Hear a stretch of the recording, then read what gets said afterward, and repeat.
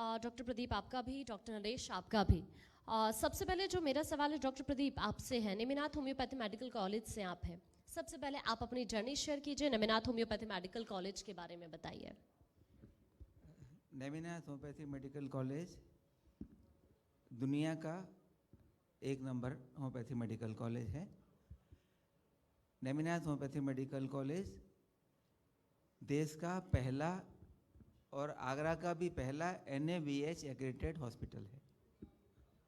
Neminath homeopathy medical college Covid काल में पूरी दुनिया में रिसर्च करने वाला पहला सेंटर है।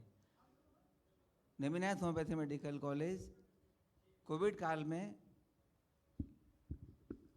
पूरा बिना पैसे के इलाज करने वाला पहला मेडिकल कॉलेज है। नेमिनाथ होम्योपैथी मेडिकल कॉलेज पहला मेडिकल कॉलेज है जिसने बिना मास्क के, बिना PPE के लोगों का इलाज किया। 12,565 लोगों में से केवल 6 मॉर्टेलिटी हुई। नेमिनाथ होम्योपैथी मेडिकल कॉलेज दुनिया का पहला ऐसा स्थान है जिसने 6.5 लाख लोगों को प्रिवेंटिव मेडिसिन, जिस समय वैक्सीन बनी नहीं थी, वो उपलब्ध कराई, जिसमें से केवल 46 लोगों को कोविड इन्फेक्शन हुआ, बाकी लोग स्वस्थ रहे। नेमिनाथ होम्योपैथी मेडिकल कॉलेज पहला ऐसा होम्योपैथी मेडिकल कॉलेज है जहाँ पर विदेशों से छात्र सीखने आते हैं। नेमिनाथ होम्योपैथी मेडिकल कॉलेज पहला ऐसा होम्योपैथी मेडिकल कॉलेज है जहाँ पर सभी रोगों की चिकित्सा होम्योपैथी के द्वारा इंडोर पेशेंट को रख के की जाती है। नेमिनाथ होम्योपैथी मेडिकल कॉलेज ऐसा पहला मेडिकल कॉलेज है जो अब तक 20,000 से ज़्यादा लोगों की डायबिटीज़ ठीक कर चुका है।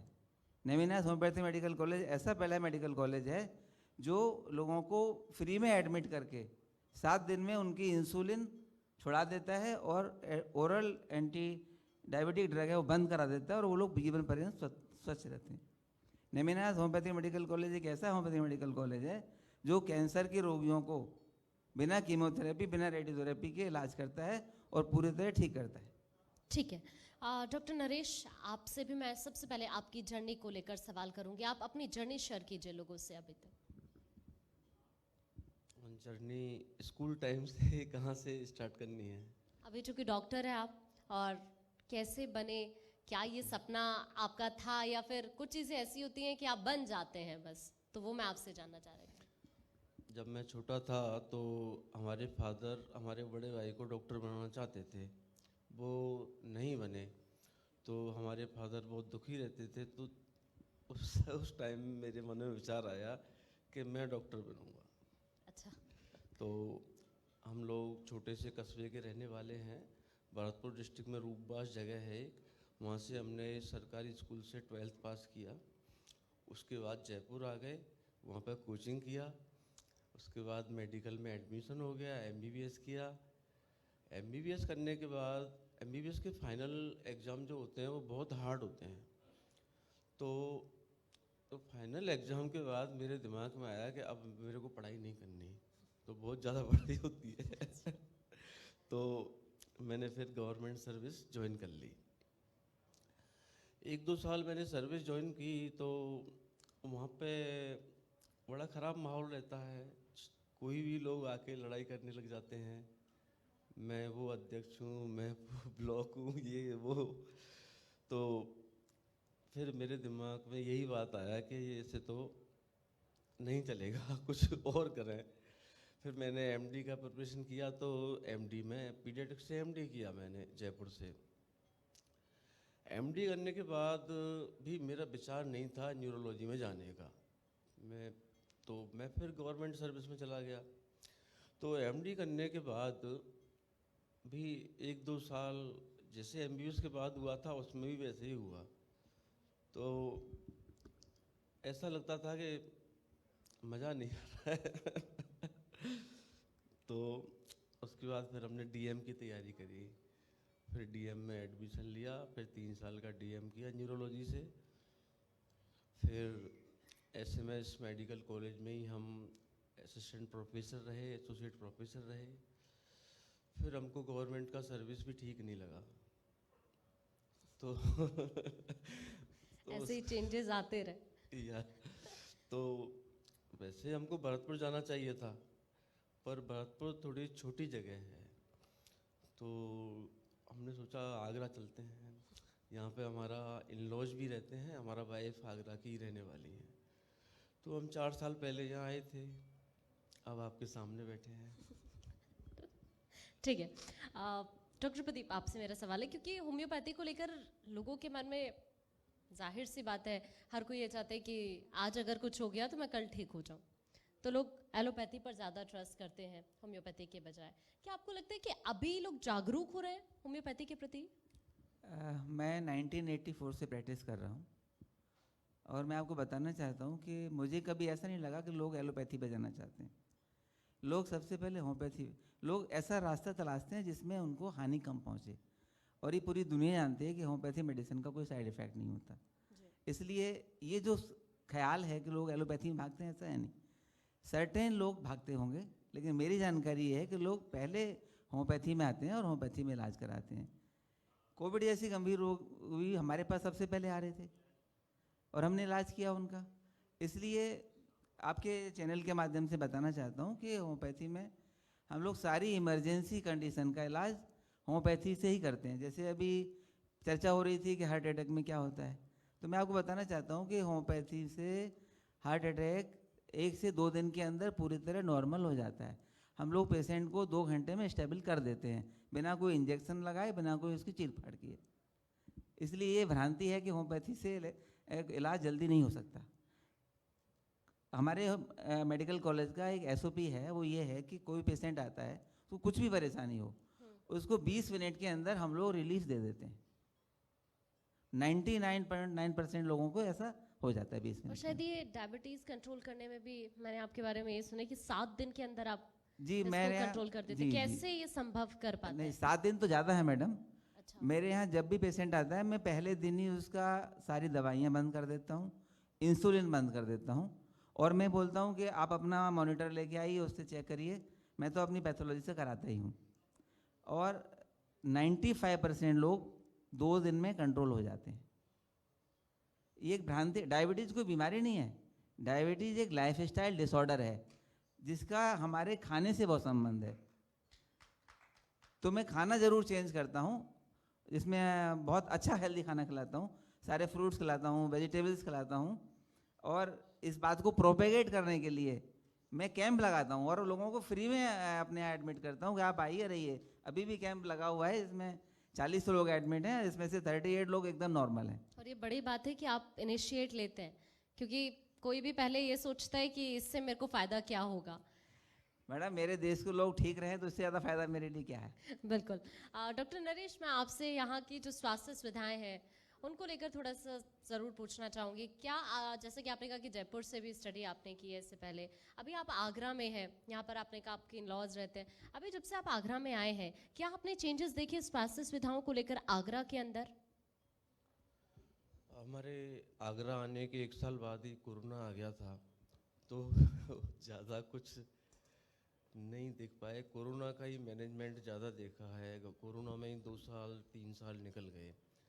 हालांकि अभी हमारे जो SN मेडिकल कॉलेज है, वहाँ पे सुपर स्पेशलिटी डिपार्टमेंट स्टार्ट हो गए हैं।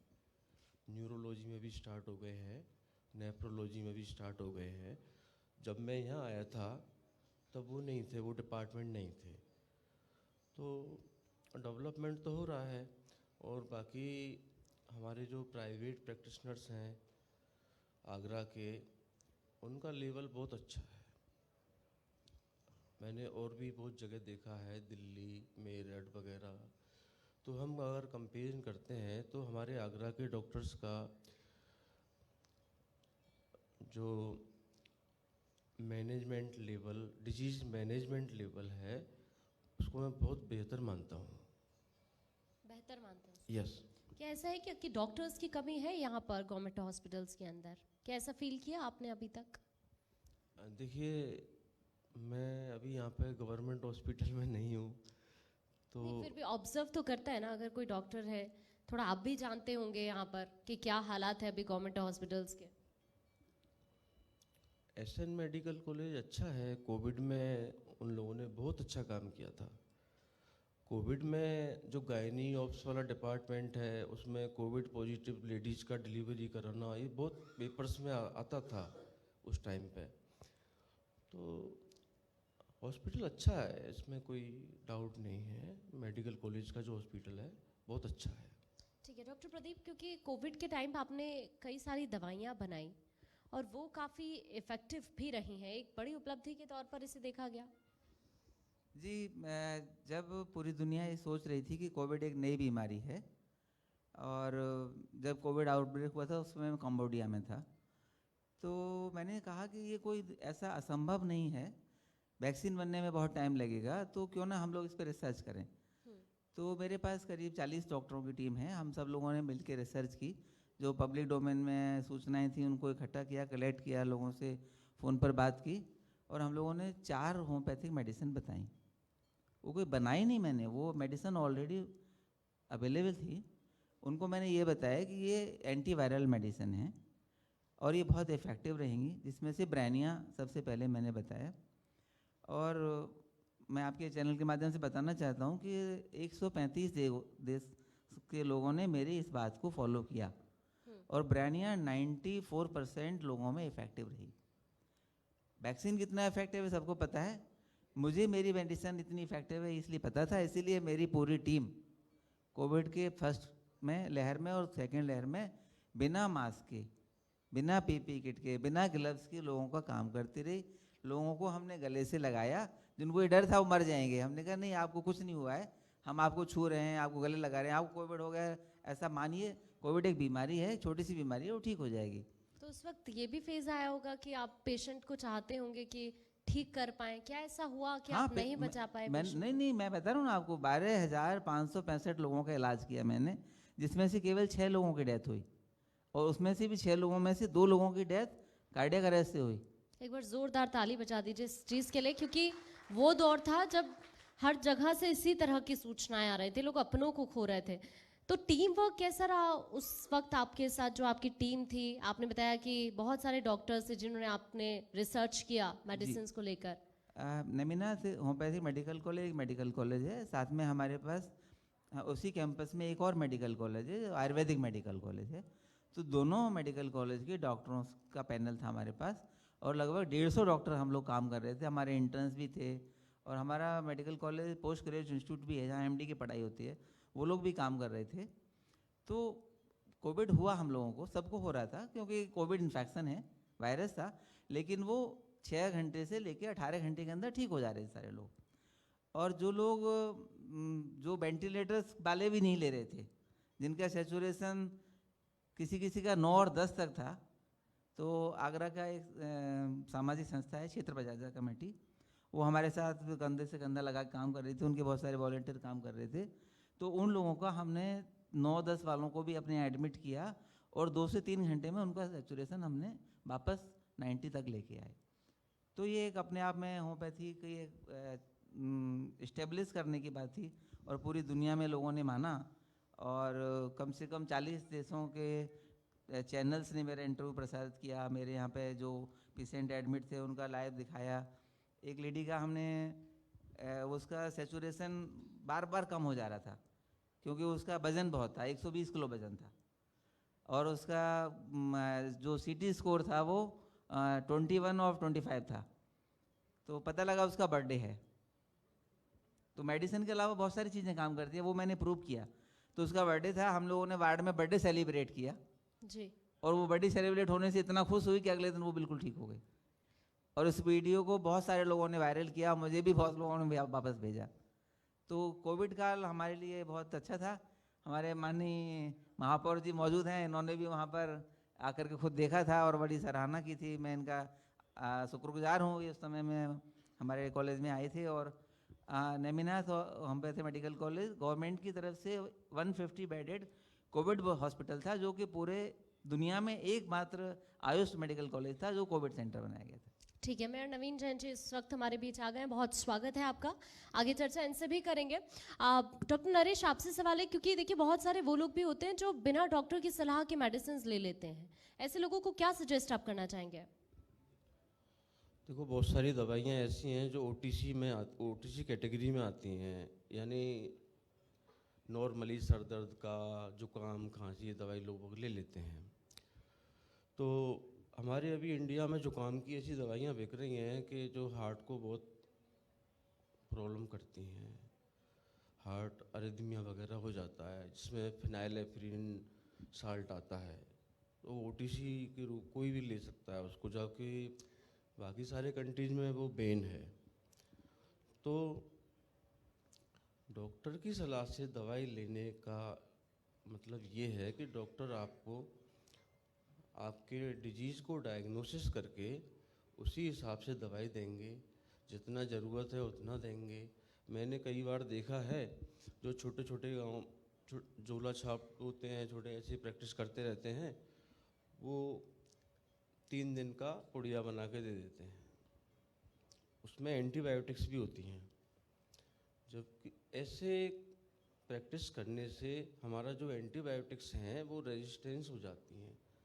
उनका अगर कोर्स पूरा नहीं किया गया, 7 डेज का कोर्स है और 7 डेज का कोर्स पूरा 3 दिन का आपने लिया, तो वो बैक्टीरिया तो मरेंगे नहीं, फिर वो दूसरे डॉक्टर के पास जाएगा, हायर क्वालिफाइड डॉक्टर के पास जाएगा, फिर वो भी उसी एंटीबायोटिक को दे देगा।